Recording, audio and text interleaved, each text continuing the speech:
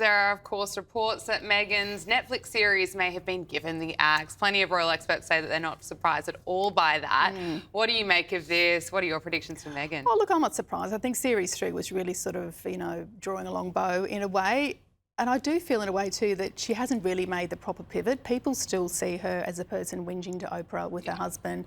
They still see her as a grievance person, and the fallout from Harry's memoir, I think, is still reverberating through the family. So I also think just because you marry a prince doesn't mean you can become a lifestyle guru. She really thought in a way she could just sort of rock up and become the new Martha Stewart. And the problem is she's inauthentic, and people have to like you to want to go into your TV kitchen or your mate's kitchen or whatever it is. So she's just she's dropped the ball there. And I think for the rest of the year there'll be a lot of spotlight on what her plans are, and will she come up with a strategy? Probably not.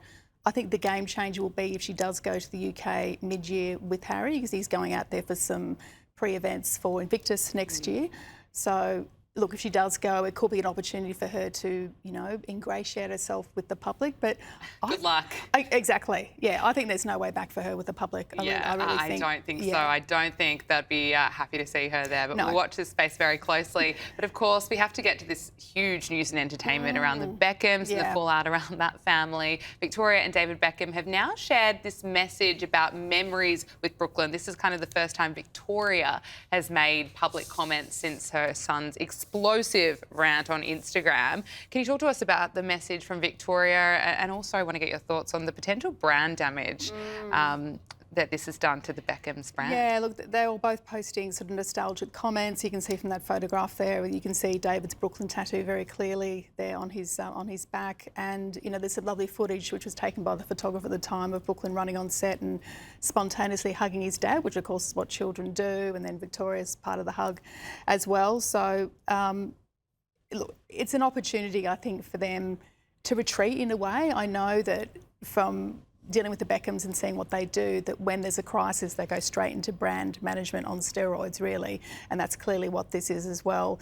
They can't control what Brooklyn says about them, but they can control what they pump out on social media. And I thought that was interesting too, that Victoria was at Emma Bunton's 50th on the weekend, and she posed up with the Spice Girls. And the Spice Girls is Victoria's, safety blanket. That was her peak of her career 30 years ago. No one can really, criticise her for that. When there was always some sort of discussion about how good a singer she was. But as far as being a brand for Spice Girls, she was 100% on board with that.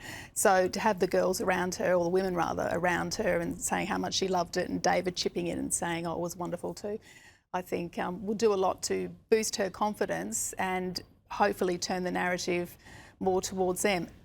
Will it destroy brand Beckham, what Brooklyn's done? I don't think so. I think there's a lot of experience in papering over dramas. We've got the issue with David and the alleged affair many, many years ago. They managed to survive that. So I think eventually Brooklyn will come to his senses and realise that he only has one mum and dad and one family. And although he's proving a point, there is a better way to do it. There's plenty of rich kids who leave the family situation and don't blow up the whole relationship. And I think if he's looking to Harry as a great example, he should be looking well away from that. Look anywhere else. Do not look at Harry. I think we could all learn a lesson from that. Absolutely. Don't do a Brooklyn Beckham or a Prince Harry, please. But that, of course, may take some time. Louise Roberts, thank you so much for joining us. Great to see you. Thank you.